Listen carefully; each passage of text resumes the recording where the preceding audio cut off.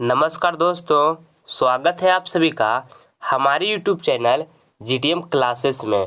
दोस्तों, आज हम विषय विज्ञान के 20 ऑब्जेक्टिव प्रश्न करेंगे जो कि आपके एग्ज़ाम के लिए काफ़ी ही महत्वपूर्ण है। इसलिए दोस्तों, इस वीडियो का एक भी क्वेश्चन स्किप नहीं कीजिएगा। सारा प्रश्न आप अच्छे तरह से समझिएगा और इस सारे प्रश्न को आप अच्छे तरह से याद कर लीजिएगा, क्योंकि दोस्तों आपका एग्ज़ाम अब बहुत नज़दीक आ गया है। सारे प्रश्न को आप याद करते चलिए। चलिए अब आज का वीडियो स्टार्ट करते हैं।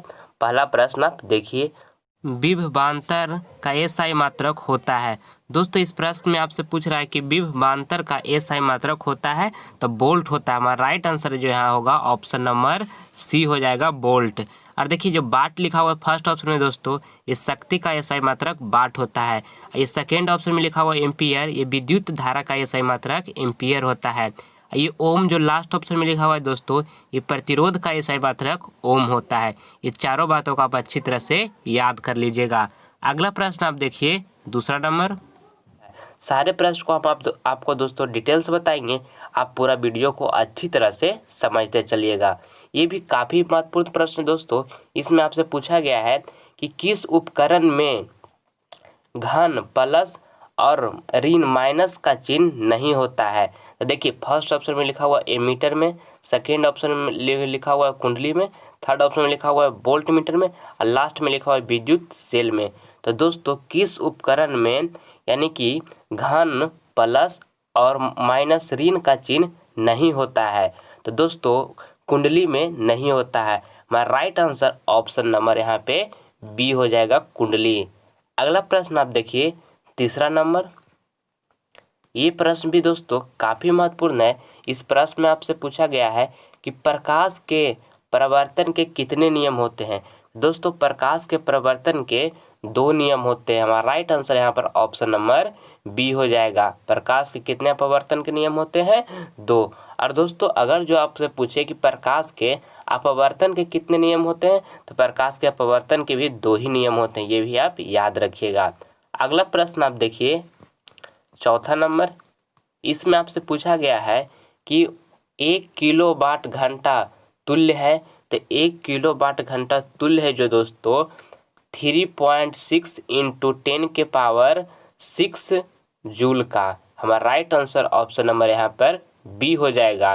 1 किलोवाट घंटा तुल्य है 3.6 इंटू 10 के पावर 6 जूल का। अगला प्रश्न आप देखिए, पाँचवा नंबर। इस प्रश्न में पूछा गया आपसे दोस्तों कि परिपथ में विद्युत धारा की माप जो है किससे की जाती है। परिपथ में दोस्तों विद्युत धारा की जो माप है किससे की जाती है। देखिए फर्स्ट ऑप्शन में लिखा हुआ है वोल्ट मीटर से, सेकेंड ऑप्शन में लिखा हुआ एमीटर से, ये थर्ड ऑप्शन में लिखा हुआ है गैल्वेनोमीटर से, ये लास्ट ऑप्शन में लिखा हुआ है इनमें से कोई नहीं। तो दोस्तों परिपथ में विद्युत धारा की माप किससे की जाती है? तो एमीटर से की जाती है। हमारा राइट आंसर ऑप्शन नंबर यहाँ पे बी हो जाएगा। आइए जो लिखा है दोस्तों फर्स्ट ऑप्शन में वोल्ट मीटर, तो वोल्ट मीटर से दोस्तों हम वोल्टेज को मापते हैं। ये भी आप याद रखिएगा कि वोल्ट मीटर से हम किसको मापते हैं? तो वोल्टेज को। अगला प्रश्न आप देखिए, छठा नंबर। इस प्रश्न में आपसे पूछा गया है कि प्रकाश में साउन का बुलबुला रंगीन प्रतीत होता है। देखिए तो फर्स्ट ऑप्शन में लिखा है ध्रुवन, सेकेंड ऑप्शन में लिखा है आपका छितराव, यहाँ थर्ड ऑप्शन में लिखा है अपवर्तन, यहाँ लास्ट में लिखा है प्रकाश के व्यतिकरण से। तो दोस्तों प्रकाश में साउन का बुलबुला रंगीन प्रतीत जो होती है प्रकाश के व्यतिकरण से। हमारा राइट आंसर यहाँ पर ऑप्शन नंबर डी हो जाएगा। अगला प्रश्न आप देखिए, सातवां नंबर। ये प्रश्न भी दोस्तों काफ़ी महत्वपूर्ण है। इस प्रश्न में आपसे पूछा गया है कि सूर्योदय और सूर्यास्त के समय सूर्य का रंग जो है लाल होने का कारण है।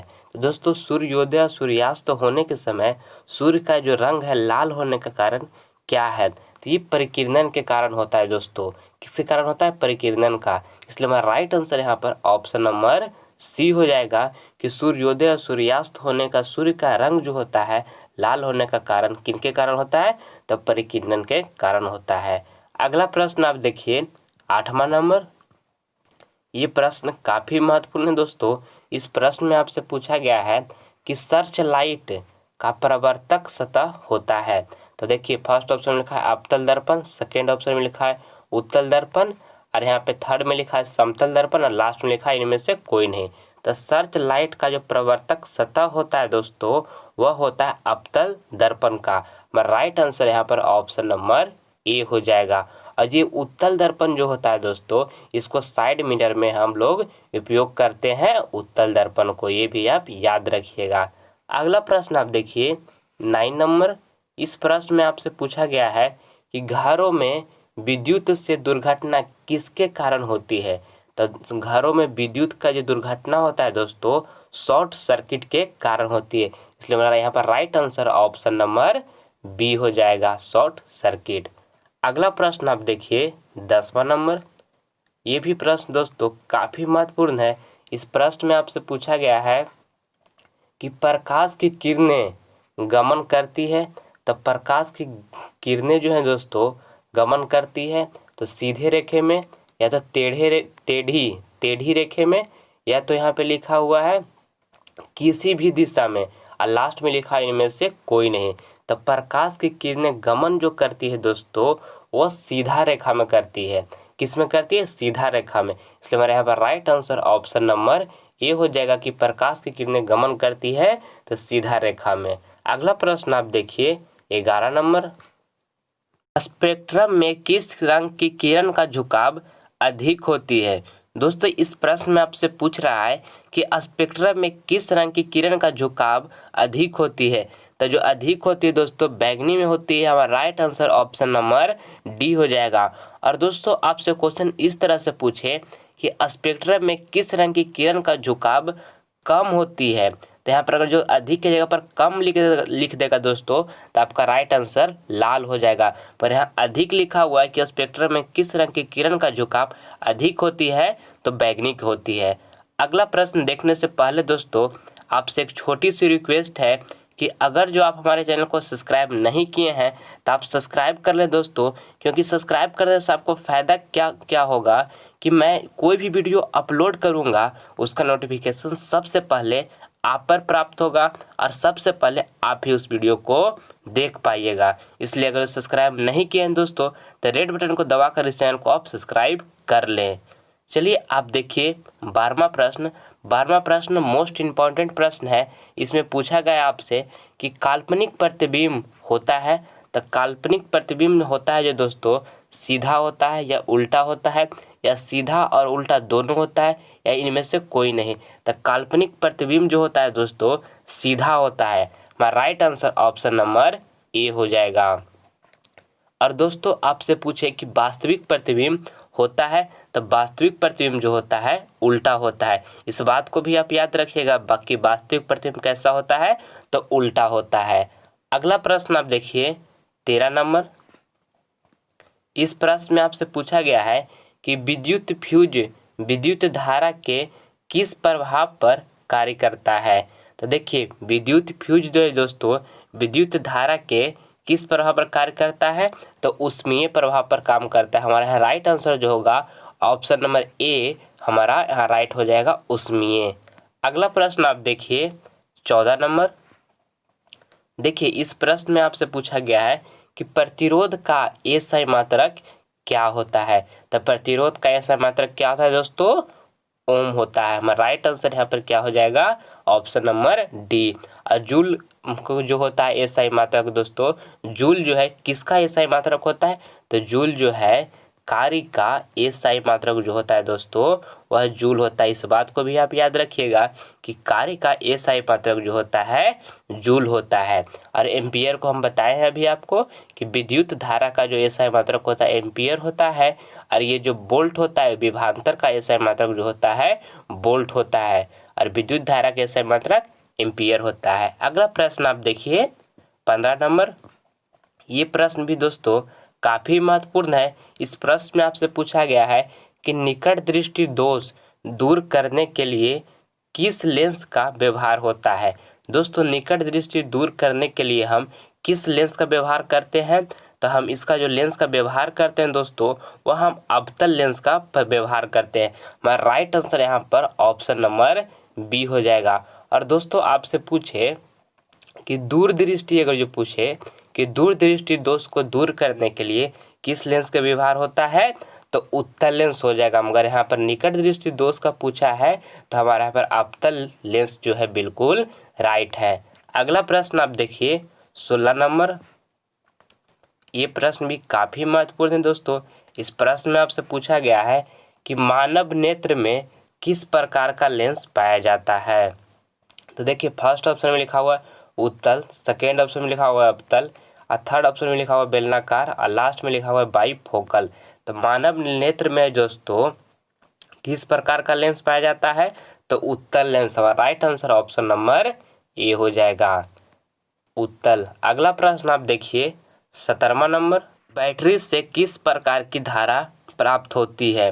तो दोस्तों फर्स्ट ऑप्शन में आपको लिखा हुआ है दिष्ट यानी कि डायरेक्ट करंट डीसी जिसको हम बोलते हैं, और ये सेकेंड ऑप्शन में लिखा हुआ है प्रतिवर्ती। प्रतिवर्ती मतलब होता है एसी यानी कि अल्टरनेटिंग करंट। और यहाँ देखिए थर्ड ऑप्शन में लिखा हुआ है दिष्ट और प्रतिवर्ती दोनों, और लास्ट में लिखा हुआ है इनमें से कोई नहीं। तो दोस्तों बैटरी से हम किस प्रकार की धारा प्राप्त होती है, तो दिष्ट होती है। हमारा राइट आंसर जो यहाँ पर हो जाएगा option number A direct current जिसको हम बोलते हैं दोस्तों दिष्ट धारा। ऑप्शन नंबर ए यहाँ पर बिल्कुल राइट है। अगला प्रश्न आप देखिए 18 नंबर। ये भी प्रश्न दोस्तों काफ़ी महत्वपूर्ण है। इस प्रश्न में आपसे पूछा गया है कि एक गोलीय दर्पण की वक्रता त्रिज्या 40 सेंटीमीटर है तो इसकी फोकस दूरी होगी। तो देखिए दोस्तों एक फार्मूला आप जानते होंगे, एफ बराबर r/2 होता है। हमको फोकस दूरी यहाँ से निकालना है, यानी कि हमको एफ निकालना है। तो देखिए यहाँ से हम एफ निकालेंगे। हमको यहाँ जो रेडियस दिया हुआ है दोस्तों, त्रिज्या कितना दिया हुआ है 40 सेंटीमीटर, यानी कि 40, और यहाँ बटा में कितना लिखेंगे 2 लिखेंगे। तो यहाँ पर काट के कितना आ जाएगा दोस्तों 20 आ जाएगा, यानी कि हमारा राइट आंसर जो हो जाएगा 20 सेंटीमीटर। ऑप्शन नंबर सी यहाँ पर बिल्कुल राइट है। और दोस्तों एक तरह से इसको क्वेश्चन को और आपसे पूछा जाता है कि फोकस दूरी गोलीय दर्पण वक्रता त्रिज्या की होती है। तो फोकस दूरी जो होती है दोस्तों गोलीय दर्पण वक्रता त्रिज्या के आधी होती है, क्योंकि देखिए फार्मूला जो होता है एफ बराबर r/2, ये फोकस दूरी की जो त्रिज्या है क्या है आधी है। इस तरह से भी आपको क्वेश्चन पूछ लिया जाता है। अगला प्रश्न आप देखिए 19 नंबर। ये भी मोस्ट इम्पॉर्टेंट प्रश्न है। इस प्रश्न में पूछा गया है कि प्राथमिक रंग का उदाहरण है। तो प्राथमिक रंग का जो उदाहरण है दोस्तों हमारा लाल है, हरा है, नीला है। लाल, हरा, नीला जो है दोस्तों प्राथमिक रंग का उदाहरण है, इसलिए हमारा राइट आंसर यहाँ पर ऑप्शन नंबर बी हो जाएगा, लाल, हरा और नीला। अगला प्रश्न आप देखिए 20 नंबर। इस प्रश्न में आपसे पूछा गया दोस्तों कि इंद्रधनुष कितना कितना प्रकार के होते हैं। यहाँ पर कितने लिखाएगा दोस्तों मिस्प्रिंट प्रिंट से लिखा गया है कि इंद्रधनुष कितने प्रकार के होते हैं। तो इंद्रधनुष जो होते हैं दोस्तों 2 प्रकार के होते हैं, एक होते हैं प्राथमिक इंद्रधनुष और एक होते हैं द्वितीयक इंद्रधनुष। इसलिए हमारा इसका राइट आंसर हो जाएगा ऑप्शन नंबर बी कि इंद्रधनुष कितने प्रकार के होते हैं, तो 2 प्रकार के होते हैं। मैं उम्मीद करता हूं दोस्तों कि वीडियो आपको पूरी अच्छी तरह से समझ में आई होगी। तो प्लीज़ आप इसे लाइक करें, अपने दोस्तों में शेयर करें, और आप हमारे चैनल पर नए हैं तो इसे आप सब्सक्राइब कर लें ताकि आपको इसी तरह का वीडियो मिलता रहे। धन्यवाद।